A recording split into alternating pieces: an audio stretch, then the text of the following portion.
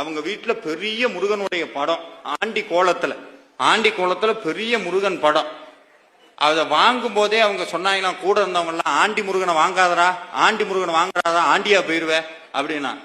அவர் ஒரு வார்த்தை சொன்னார் சார், எனக்கு அப்படியே சுருக்குன்றுச்சு. நான் என்ன முருக பக்தன், நீதான்டா உண்மையான முருக பக்தன் காலிலேயே விழுகணும்னு தோணுச்சு. அவர் சொன்னாரா, முருகனுக்காக நான் ஆண்டியா போனோம்னா நான் தாராளமா ஆண்டியா போறேன், எனக்கு தேவையில்லை. அதுல ஒரு விஷயம் சொன்னாரு சார், இவங்க எல்லாம் ராஜலங்காரம் சொல்றாங்க, ஆனா அது என்னமோ எனக்குள்ள குறுத்துதுங்க அப்படியே உள்ளுக்குள்ள. அந்த ராஜலங்காரம் பண்றதுல கூட என்னுடைய சுயநலம் தான் உள்ள ஒளிஞ்சிருக்கு. அவருக்கு நான் அலங்காரம் பண்ணி பார்க்கணுங்கிறது ஆசை இல்லை, அவருக்கு அலங்காரம் பண்ணி பார்க்கணும்னு ஆசை இல்லை.